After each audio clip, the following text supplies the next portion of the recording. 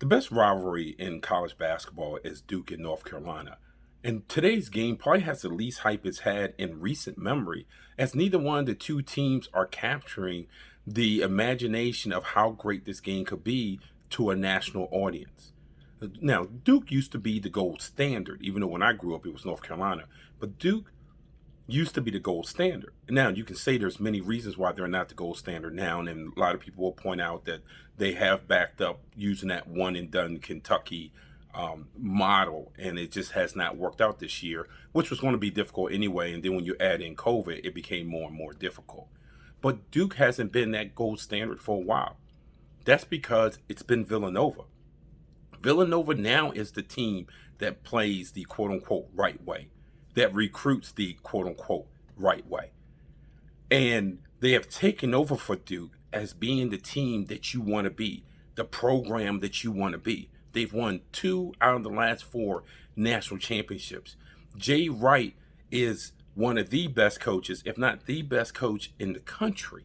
He's certainly in the conversation. So Villanova didn't need a Dick Vitale hype man to get them in the national consciousness. They put together a solid program that's only going to get better. When these guys leave, which are Colin Gillespie's and all these guys, they have another recruiting class coming in led by Warrenton, Virginia's Angelo Brizzi, a outstanding prospect that comes from a family of coaches that will fit in to Villanova's culture.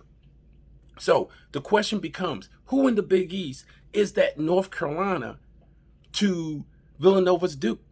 Right now, we haven't had it. We haven't seen it. There hasn't been a team that steps up. This is where Georgetown, the former gold standard of the Big East, can get there. The Warriors have won 2 in a row after losing 5 straight. They've won 2 in a row coming off of a break due to COVID concerns. After that, you would think that they've been rusty, but a couple of tweaks to the lineup that Patrick Ewing made, which he's not given enough credit for, has seemingly boosted this team.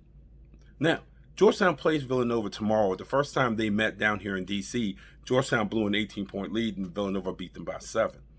But this is a different Georgetown team.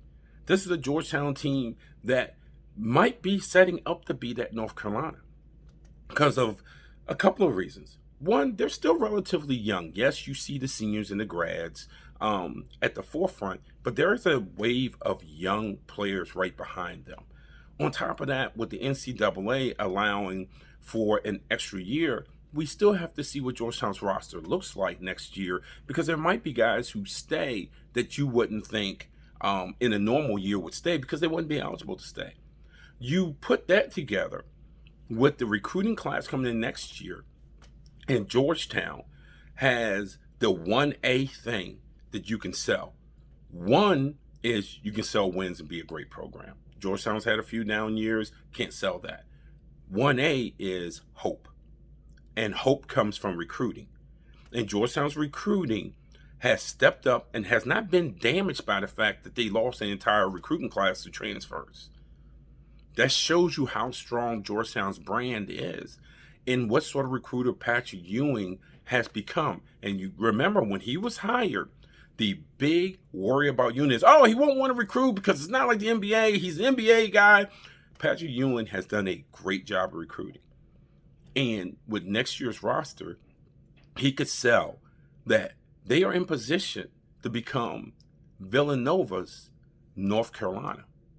It might not be 1985, but Georgetown Villanova can go back to meaning what it meant in those early to mid 80s. And wouldn't we all love to see that?